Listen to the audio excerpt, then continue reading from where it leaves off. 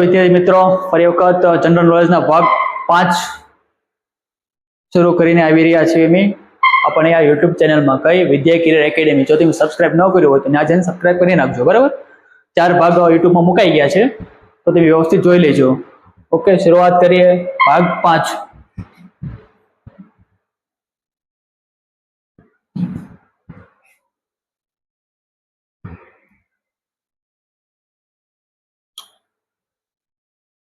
કયું છે? સિંધુ ખીણની સંસ્કૃતિનું સ્થળ ધોળાવીરા ક્યાં આવેલું છે?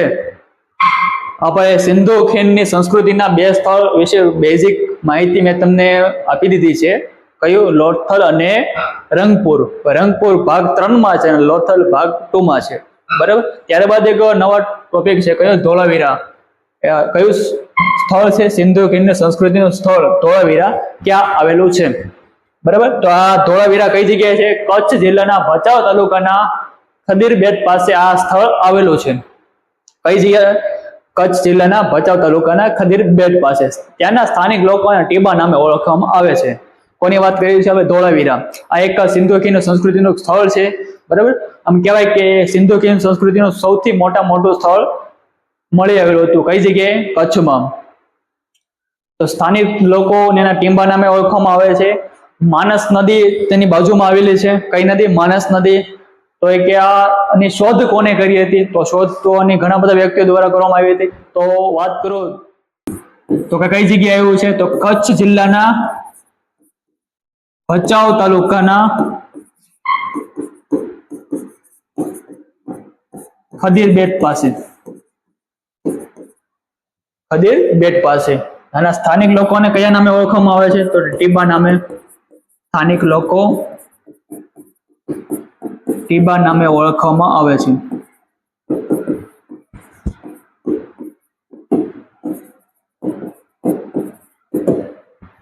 કોની વાત કરીએ છીએ આપણે? ધોળાવીરાની. બરાબર, સિંધુ ખીણ સંસ્કૃતિનું સ્થળ છે ધોળાવીરા.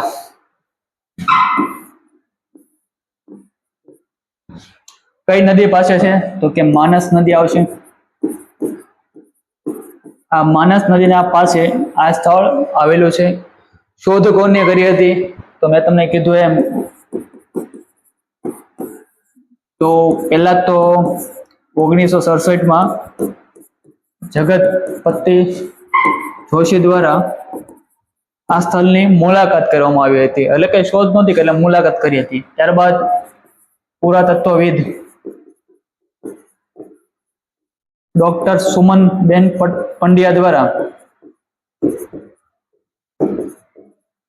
ધોળાવીરાની ત્યાં રહીને વ્યવસ્થિત શોધખોળ કરી હતી. ત્યારબાદ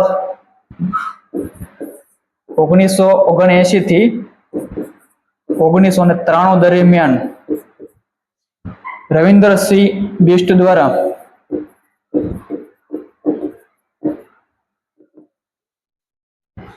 ધોળાવીરાની શોધખોળ કરવામાં આવી હતી. કોના દ્વારા?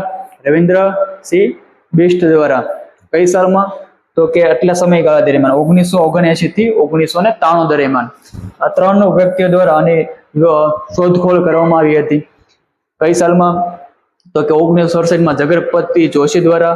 ત્યારબાદ પુરાતત્વવિદ દ્વારા ડોક્ટર સુમનબેન પંડ્યાએ ત્યાં ધોળાવીરામાં રહીને અમુક સમય રહીને ધોળાવીરાનું બધું વ્યવસ્થિત શોધખોળ કરી હતી. ત્યારબાદ 1979 થી 1993 વચ્ચે રવિન્દ્રસિંહ બિષ્ટ દ્વારા આ ધોળાવીરાનું સંશોધન કર્યું હતું. બરાબર છે. ત્યારબાદ અમુક પ્રકારના અવશેષો પણ મળી આવ્યા છે, કારણ કે આ સૌથી જૂનું સ્થળ છે ગુજરાતનું. કયું? સિંધુ ખીણની સંસ્કૃતિનું સ્થળ છે. કયું? ધોળાવીરા. તો કયા કયા અવશેષો મળ્યા છે? તો કે વાત કરું તો કે સ્ટેડિયમ મળી આવેલું. શું? સ્ટેડિયમ. સ્ટેડિયમ એટલે મેદાનો, રમતના મેદાનો આ સ્થળમાંથી મળી આવેલા છે. ત્યારબાદ થિયેટરો. બોલો, થિયેટરના અવશેષો પણ આ સ્થળમાંથી મળી આવ્યા હતા. ત્યારબાદ ધાતુ ગાળવાની ભઠ્ઠીઓ. ત્યારબાદ એક મોટું સ્નાનાગાર મળી આવ્યું હતું. 10 અક્ષરો વાળું સાઇન બોર્ડ મળી આવ્યું હતું. વગેરે અવશેષો આ ધોળાવીરામાંથી અમુક મળી આવેલા છે. કયા કયા? તો કે અવશેષો કે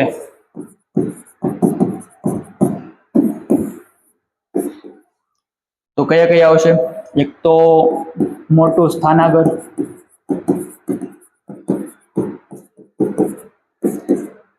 જૂના થિયેટરના આવશે, થિયેટર, ત્યારબાદ સ્ટેડિયમ, ત્યારબાદ સોના અથવા ઘરેણા ગાળવાની ભઠ્ઠીઓ વગેરે જેવા અવશેષો મળી આવ્યા હતા. બરાબર, કયા કયા? મોટું સ્નાનાગર છે, પછી જૂના થિયેટર છે, પછી સ્ટેડિયમ આવશે, પછી ઘરેણા અથવા ધાતુ ગાળવાની ભઠ્ઠીઓ, ત્યારબાદ 10 અક્ષરનું સાઇનબોર્ડ વાળું 10 અક્ષર વાળું સાઇનબોર્ડ પણ મળી આવ્યું હતું. ક્યાંથી? ધોળાવીરામાંથી. આ તો ધોળાવીરા વિશે થોડીક બેઝિક માહિતી. કઈ જિલ્લામાં આવ્યું છે? તો કે કચ્છ જિલ્લાના ભચાઉ તાલુકાના ખદીર પાસે આવેલું છે. ત્યાંના સ્થાનિક લોકો આને ટીબા નામે ઓળખવામાં આવે છે. શોધ કોને કરી હતી? તો કે 1968માં જગત પછી જોશી દ્વારા આની શોધ કરવામાં આવી. ત્યારબાદ પુરાતત્વવિદ હતા ડોક્ટર સોમબેન પંડ્યા દ્વારા ત્યાં ધોળાવીરામાં રહીને અમુક પ્રકારની આ અવશેષો અથવા વ્યવસ્થિત શોધખોળ કરી હતી. ત્યારબાદ 1979 થી 1993 વચ્ચે રવિન્દ્રસિંહ બિષ્ટ દ્વારા આ ધોળાવીરાનું વ્યવસ્થિત ઉત્ખનન અથવા કે શોધખોળ કરવામાં આવી હતી. ત્યારબાદ અમુક પ્રકારના અવશેષો મળી આવ્યા છે. કયા કયા અવશેષો?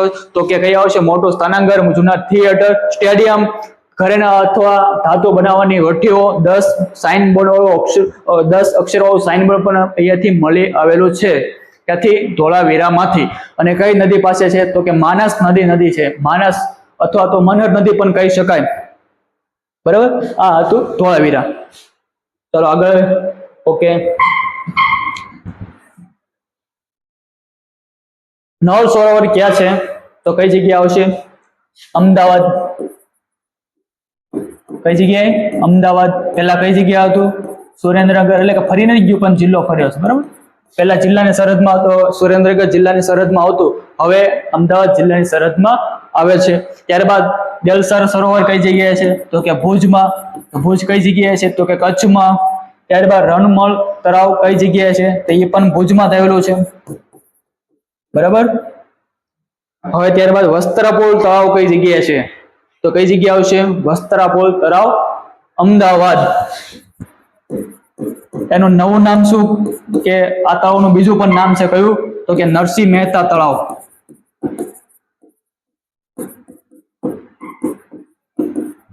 શેની વાત કરીએ? વસ્ત્રાપુર તળાવ. આ જૂનું નામ છે પણ નવું નામ કે તો શું આવશે? નરસિંહ મહેતા તળાવ. કઈ જગ્યાએ છે? તો કે અમદાવાદ.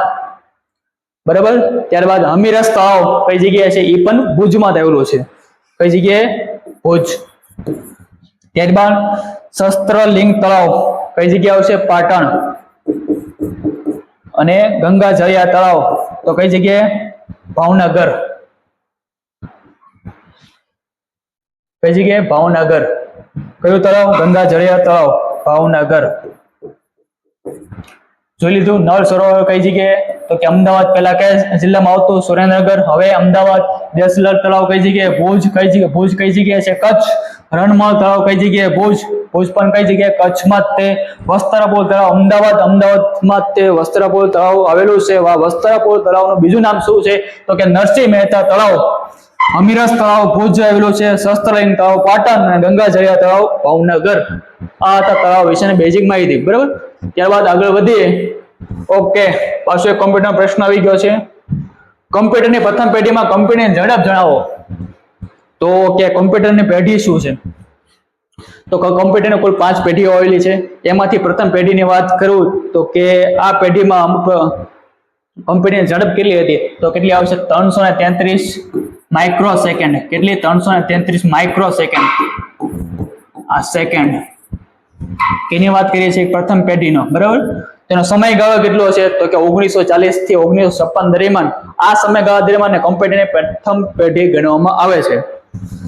1940 થી 1956 આ સમયગાળાને કમ્પ્યુટરની પ્રથમ પેઢી માનવામાં આવે છે. એટલે કે આ સમય દરમિયાન જે કોમ્પ્યુટર બન્યા હોય એ પ્રથમ પેઢીમાં કોમ્પ્યુટર ગણવામાં આવે છે.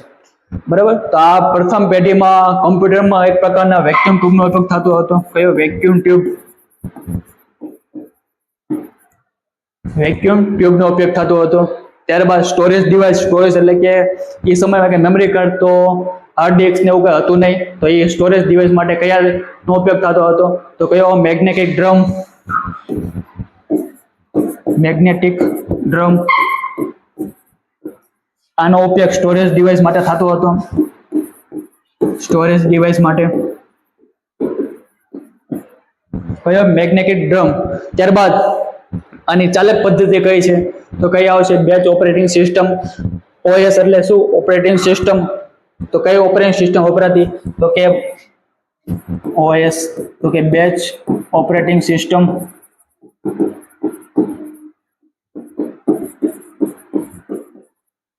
કઈ ચાલક પદ્ધતિ કે કઈ ઓપરેટિંગ સિસ્ટમ વપરાતી?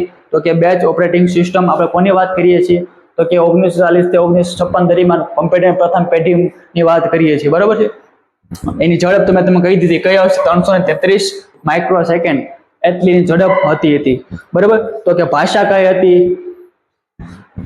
આ સમયગાળા દરમિયાન પ્રથમ પેઢીના કમ્પ્યુટર બનાવવામાં આવ્યા.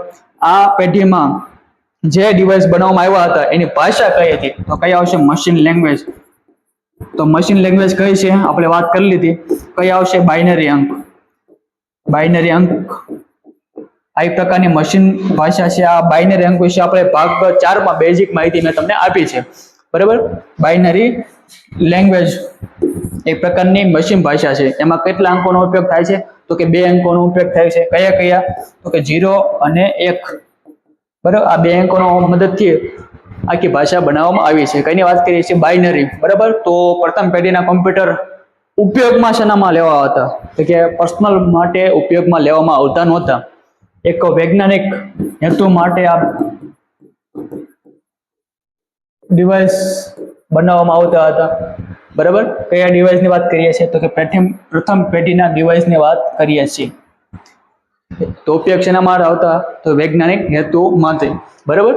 હવે આ તે કમ્પ્યુટર પેઢીની અમુક માહિતી મેં તમને આપી. તો કમ્પ્યુટર પ્રથમ પેઢીના કમ્પ્યુટરની ઝડપ મેં તમને કહી દીધી, 333 માઇક્રોસેકન્ડ હતી, બરાબર. એનો સમયગાળો કેટલો હતો? તો 1940 થી 1956. એમાં વેક્યુમ ટ્યુબનો ઉપયોગ થતો હતો, બેચ ઓપરેટિંગ સિસ્ટમનો ઉપયોગ થતો હતો. ત્યારબાદ સ્ટોરેજ ડિવાઇસ માટે અમુક પ્રકારની મેમરી કાર્ડ કે હાર્ડ ડિસ્ક એ સમયે જોવા મળતી નહોતી. તો એ શેનો સ્ટોરેજ ડિવાઇસ માટે થતો હતો? તો કે મેગ્નેટિક ડ્રમનો ઉપયોગ આ ડિવાઇસમાં થતો હતો. કે શેના માટે? સ્ટોરેજ ડિવાઇસ માટે, એટલે કે સંગ્રહ કરવા માટે, બરાબર. ત્યારબાદ ભાષા કઈ હતી? તો કે બાઇનરી અંક, બરાબર. આ એક પ્રકારની મશીન ભાષા છે, બરાબર. કયા અંકોનો ઉપયોગ થાય છે? 0 થી 1 વચ્ચે. આ હતી થોડીક કોમ્પ્યુટર વિશે બેઝિક માહિતી. ત્યારબાદ બીજો પ્રશ્ન છે કોમ્પ્યુટરનો, તે કમ્પ્યુટર સાક્ષરતા દિવસ. શું આવશે? કમ્પ્યુટર સાક્ષરતા દિવસ. તો કયો આવશે? 2 ડિસેમ્બર. 2 ડિસેમ્બર. બીજો એક પ્રશ્ન પૂછે તો કમ્પ્યુટર સુરક્ષા દિવસ.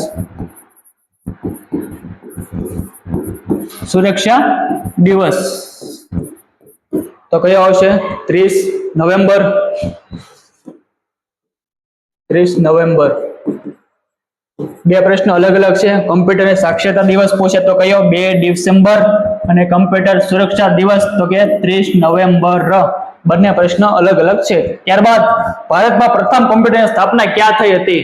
ઓકે, ભારતમાં પ્રથમ કમ્પ્યુટરની સ્થાપના ક્યાં થઈ હતી અને ક્યારે કરી હતી? બરાબર છે.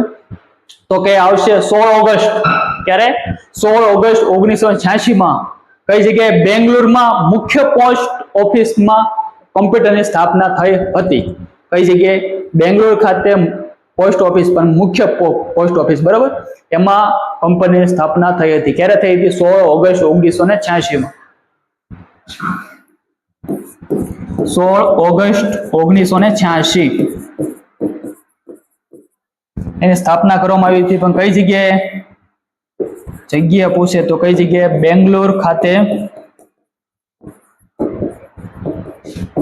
મુખ્ય પોસ્ટ ઓફિસમાં સૌ પ્રથમ વખત ભારતમાં કમ્પ્યુટરની સ્થાપના કરવામાં આવી હતી. 16 ઓગસ્ટ 1986. કઈ જગ્યાએ? પોસ્ટ ઓફિસમાં. પણ કઈ જગ્યાએ? બેંગ્લોર. ઓકે, આ હતા કમ્પ્યુટરના બેઝિક માહિતી. બે તમને કહી દીધા છે. કમ્પ્યુટર સાક્ષરતા દિવસ પૂછે તો 2 ડિસેમ્બર. કમ્પ્યુટર સુરક્ષા દિવસ તો કે 30 નવેમ્બર. ત્યારબાદ આગળ જઈએ. ઓકે, ભારતના ઇતિહાસના પિતા તરીકે કોને ઓળખવામાં આવે છે? આ એક પ્રકારના ઇતિહાસને થોડીક પ્રશ્ન છે. તો ચાલો ઇતિહાસ વિશે થોડીક બેઝિક માહિતી તમને આપું, બરાબર. તો પ્રશ્ન શું કહે છે? તો પ્રશ્ન એમ કહે છે કે ભારતીય ઇતિહાસના પિતા તરીકે કોને ઓળખવામાં આવે છે? તો કોણ આવશે? મેગેસ્થનીજ. બરાબર. આ મેગેસ્થનીજ એ જ વ્યક્તિ હતા કે યુનાની રાજા સેલ્યુકસ નિકેતન. બરાબર. આ સેલ્યુકસ નિકેતન યુનાની રાજા હતા. એના સેનાપતિ કોણ હતા? મેગેસ્થનીક. એ ઈસવીસન પૂર્વે 305 ચંદ્રગુપ્ત મૌર્યના સમયમાં ભારતમાં આવ્યા હતા. ત્યારે ઈસવીસન પૂર્વે કીધું, ઈસવીસન નથી કીધું. તો કે ઈસવીસન પૂર્વ અને ઈસવીસન વચ્ચે શું ફેર છે? તો હું તમને બેઝિક માહિતી આપી દઉં. તો કે આ 0 છે. બરાબર. આ 0 આપેલા છે. આ ઈસવીસન કહેવાય અને આ ઈસવીસન પૂર્વે.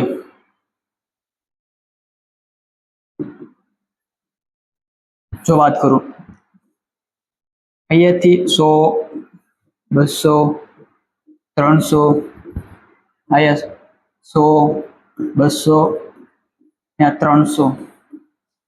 ઈસવીસન પૂર્વે કે તો પાછળ જવાનું.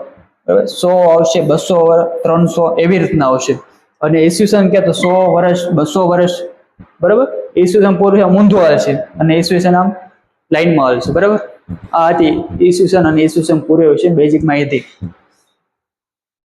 આપણે 1950 થી 1990 કહી શકીએ ઈસવીસન, પણ એમ કેવું હોય તો કે ઈસવીસન પૂર્વે, તો ઈસવીસન પૂર્વેમાં શું આવશે? તો કે 3000 થી લઈને 2000 વર્ષ. બરોબર.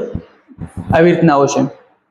ઈસવીસનમાં લાઈનમાં આવશે 1950 થી ક્રમશઃ 1951 એવી રીતના એક્ઝામ્પલ તરીકે. અને ઈસવીસન પૂર્વે કે તો 3000 થી 2000 લઈ. બરાબર. આ પ્રકારનું ઊંધું હાલ છે ઈસવીસન પૂર્વેમાં. આ હતી ઈસવીસન પૂર્વે વિશે થોડીક બેઝિક માહિતી. ત્યારબાદ ઓકે, હા, તો શેની વાત કરીએ? ભારતીય ઇતિહાસના પિતા કોણ? આ મેગેસ્થનીક યુનાની રાજા સેલ્યુકસ નિકેટર. બરાબર. એના સેનાપતિ હતા કોણ? મેગેસ્થનીક. એ ચંદ્રગુપ્ત મૌર્યના સમયમાં ઈસવીસન પૂર્વે 305 ક્યારે? 305 ચંદ્રગુપ્ત મૌર્યમાં જ્યારે શાસન હતું ભારતમાં, ત્યારે એના સમયમાં આવ્યા હતા. કોણ? મેગેસ્થનીક. આ મેગેસ્થનીક ભારતમાં રહીને, એટલે કે ચંદ્રગુપ્ત મૌર્યના નગરમાં રહીને ભારત ભમ્યો, એટલે કે ભારતનો તપાસ અને શોધખોળ શરૂ કરી. ત્યારબાદ મેગેસ્થનીસ એ ચંદ્રગુપ્ત મૌર્યના સમયમાં રાજ્ય વ્યવસ્થા, ત્યારબાદ સમાજ વ્યવસ્થા વગેરેની નોંધ પોતાની ડાયરીમાં કરવામાં આવી હતી. કઈ ડાયરી હતી? તો કે ઇન્ડિકા. એ ઇન્ડિકા ડાયરી છે જેના ભારતના ઇતિહાસની સંપૂર્ણ વિગતવાર માહિતી મળે છે. શેમાંથી? ઇન્ડિકા. બરાબર. કોણ હતા? તો કે મેગેસ્થનીસ. ત્યારબાદ હવે એમ કહેવામાં આવે તો કે વિશ્વના ઇતિહાસના પિતા કોણ છે? તો કોના? હેરોડોટ્સ.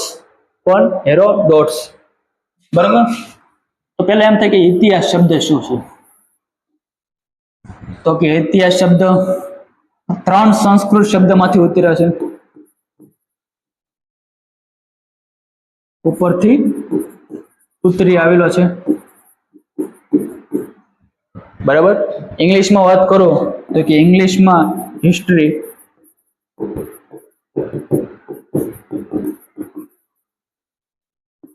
આ શબ્દ લેટિન શબ્દ છે. કયો? તો કે હિસ્ટ્રિયા. આ શબ્દોમાંથી આ શબ્દ ઉતરી આવ્યો છે. કયો? હિસ્ટ્રી. બરાબર. કયા? હિસ્ટ્રિયા શબ્દમાંથી, લેટિન શબ્દ છે કયો? હિસ્ટ્રિયા. એમાંથી આ શબ્દ, ઇંગ્લિશ શબ્દ હિસ્ટ્રી ઉતરી આવેલો છે. બરાબર. ત્યારબાદ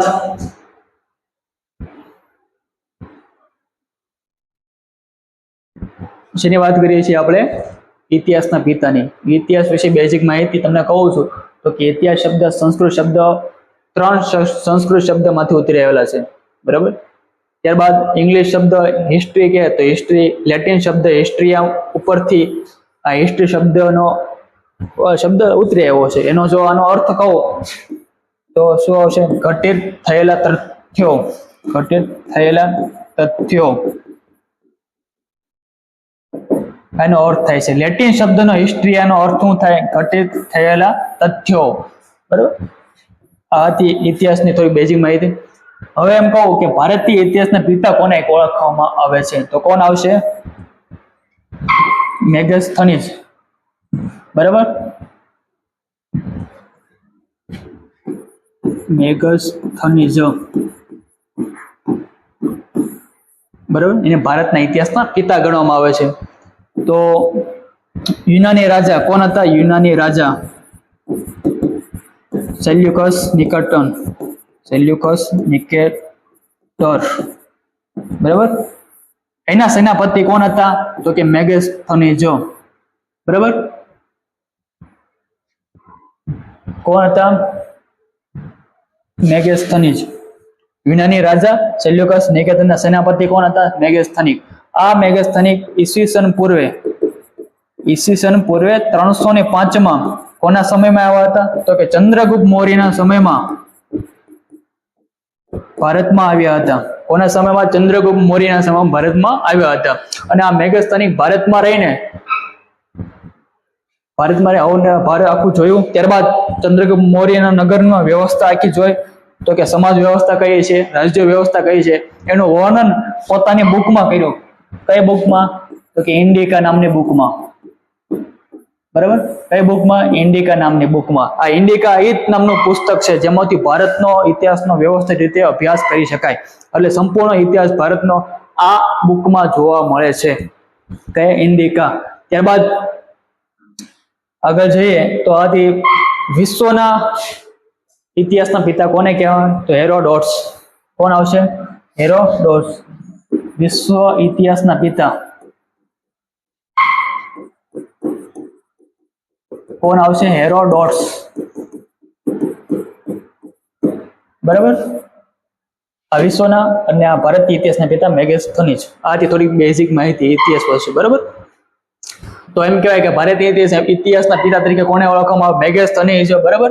તો ઇતિહાસ શબ્દ કયા શબ્દમાં? 3 સંસ્કૃત શબ્દમાંથી ઉતરી આવેલા છે. ત્યારબાદ જો આપણે ઇંગ્લિશ શબ્દ હિસ્ટ્રી છે, તો હિસ્ટ્રી શબ્દ લેટિન શબ્દ હિસ્ટ્રિયા ઉપરથી ઉતરી આવ્યો છે. આ હિસ્ટ્રિયા શબ્દનો અર્થ શું થતો હતો? તો કે ઘટિત થયેલા તથ્યો. આ લેટિન શબ્દ હિસ્ટ્રિયા ઉપરથી ઉતરી આવ્યો, હિસ્ટ્રી શબ્દ, બરાબર. ત્યારબાદ મેગસ્થનીક એક યુનાની રાજા સેલ્યુકસ નિકેટરના સેનાપતિ હતા, બરાબર. ઈ સેનાપતિ મેગસ્થનીક ભારતના સમય એટલે કે ચંદ્રગુપ્ત મૌર્યના સમયમાં ભારતમાં આવ્યા હતા અને ત્યાં રહી સંપૂર્ણ ભારતનું વર્ણન અને ઉપરાંત રાજ્ય વ્યવસ્થા, સમાજ વ્યવસ્થા વગેરેનું વર્ણન પોતાની બુક ઇન્ડિકામાં લખ્યું હતું. આ ઇન્ડિકા એ જ બુક છે જેમાં ભારતના ઇતિહાસની સંપૂર્ણ માહિતી મળે છે, બરાબર. આ હતી થોડીક ઇતિહાસ વિશે બેઝિક માહિતી. ત્યારબાદ આગળ જઈએ તો કે ગુજરાતના ઇતિહાસ પુરુષ તરીકે કોને ઓળખવામાં આવે છે? શું છે? ગુજરાતના ઇતિહાસ પુરુષ તરીકે કોને ઓળખવામાં આવે છે? તો કોને આવશે? વિજયમ ભટ્ટરાક, બરાબર. જો થોડીક વાત કરું વિજયમ ભટ્ટરાક વિશે, તો કે પહેલા સૌરાષ્ટ્રમાં ગુપ્ત વંશનું શાસન ચાલતું હતું, ત્યાં સૌરાષ્ટ્રમાં, બરાબર. તો આ વિજયમ ભટ્ટરાક હતા એ ગુપ્ત વંશના શાસનમાં સૌરાષ્ટ્રના સુબા તરીકે કામ કરતા હતા. કોણ? વિજયમ ભટ્ટરાક, બરાબર. ત્યારબાદ થયું એવું કે સ્કંદગુપ્તના રાજા એટલે કે ગુપ્ત વંશના રાજા સ્કંદગુપ્તના અવસાન બાદ ગુપ્ત વંશ સૌરાષ્ટ્ર તો ગુજરાતમાં નબળું પડી ગયું. એટલે આ નબળા સમયમાં વિજયમ ભટ્ટરાકે અમુક મોકો જોઈને એક અલગ વંશની સ્થાપના કરી, બરાબર. કયો વંશ હતો? તો કે મૈત્રક વંશ. કઈ જગ્યાએ કરી? તો કે ગિરિનગર. ત્યારબાદ એની રાજધાની બદલીને વલભી કરવામાં આવી હતી. આ વલભી એટલે કે હાલનું વલભીપુર, બરાબર. એટલે કોની વાત કરીએ છીએ? ગુજરાતના ઇતિહાસના પુરુષ. તો કોણ આવશે? વિજયમ ભટ્ટરાક. અને ઇતિહાસ પુરુષ તરીકે ઓળખવામાં આવે છે ગુજરાતના. તો પહેલા કે સૌરાષ્ટ્રમાં કોનું શાસન હતું?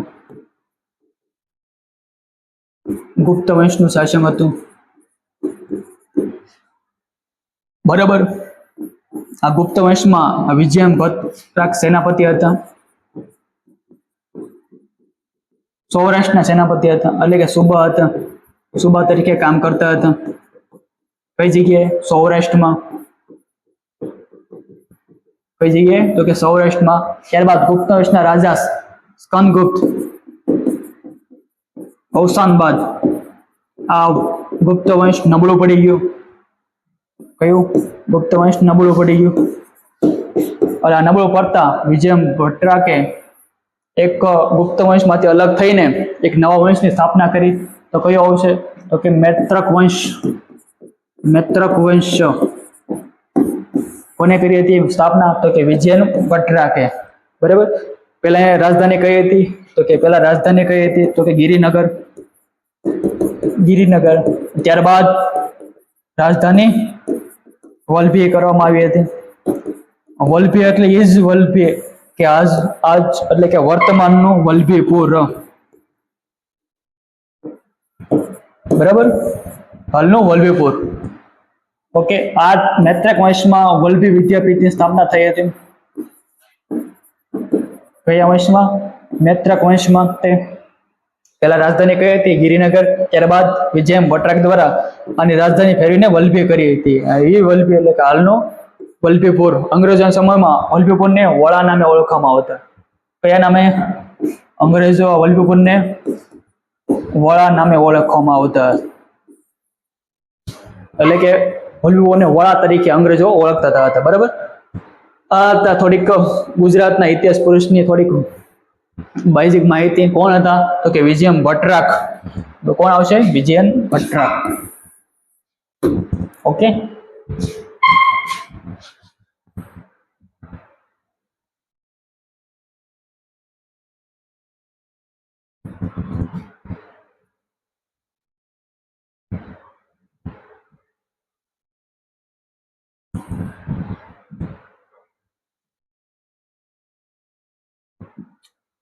ઓકે, ત્યારબાદ રમત અને ખેલાડીની સંખ્યા. આમ રમત છે, બરાબર. તેમાં કેટલા ખેલાડીઓ રમતા હોય એની થોડીક માહિતી તમને આપી દઉં. બરાબર. ત્યારબાદ ચાલો, તો પહેલી રમત કઈ છે? હોકી. તો કેટલા ખેલાડી આવશે? 11. ફૂટબોલમાં કેટલા આવશે? 11. ક્રિકેટમાં કેટલા? 11. એટલે આ એવા ખેલાડી છે જે રમતમાં ખરેખર રમતા હોય, અવેજીની વાત નથી કરી. બરાબર, પ્રોપર રમતા હોય એની વાત કરી છે. એક ટીમમાં કેટલા ખેલાડીઓ રમતા હોય ગ્રાઉન્ડ ઉપર એની વાત છે. બરાબર. હોકીમાં કેટલા આવશે? તો કે 11. ફૂટબોલમાં કેટલા આવશે? તો કે 11. ક્રિકેટ ગેમમાં કેટલા આવશે? તો કે 11. પોલોની રમતમાં કેટલા ખેલાડી? 4. વોટર પોલોમાં રમતમાં કેટલા ખેલાડી? તો કે 7. બરાબર. ત્યારબાદ બાસ્કેટબોલમાં કેટલા આવશે? તો કે 5. કેટલા આવશે? 5. ત્યારબાદ કબડ્ડીમાં કેટલા આવશે? તો કે 7. કેટલા આવશે? 7. ત્યારબાદ ખોખોમાં કેટલા ખેલાડી આવશે? તો કે 9. બરાબર. હોકીમાં કેટલા? 11. ત્યારબાદ ફૂટબોલમાં કેટલા? 11. ક્રિકેટમાં કેટલા? 11. પોલો રમતમાં કેટલા? 4. વોટર પોલોમાં કેટલા? 7. બાસ્કેટબોલમાં 5 અને કબડ્ડીમાં 7 ખેલાડી અને ખોખોમાં 9 ખેલાડી. ત્યારબાદ બેઝબોલમાં કેટલા આવશે? 7. ઓકે. વોલીબોલમાં કેટલા આવશે? તો કેટલા આવશે? 6. અને ટેબલ ટેનિસમાં 1 અથવા 2. 1 અથવા 2. બરાબર. આ હતી થોડીક બેઝિક માહિતી ખેલાડીઓની સંખ્યા. ઓકે. કઈ કઈ છે? Hockey, football, cricket, polo, water polo, basketball, kabaddi, khokho, baseball, volleyball અને ટેબલ ટેનિસ. ઓકે. ત્યારબાદ ઓકે, આ મેં ઇતિહાસના પુરુષ વિશે થોડી બેઝિક માહિતી આપી. ત્યારબાદ આ રમત અને તેના ખેલાડીઓની સંખ્યા. તો અહીંયા સુધીનો હતો આ સેશન. જો તમને આ સેશન ન જોયો હોય તો શરૂઆતથી અંત સુધી આ સેશન જોજો. ખૂબ જ માહિતી તમને મળશે. ઓકે. અને આ ચેનલ તમે સબસ્ક્રાઇબ ન કરી હોય તો કરી નાખજો. ચાલો, બીજા મળીએ આવતા લેક્ચરમાં. Thank you.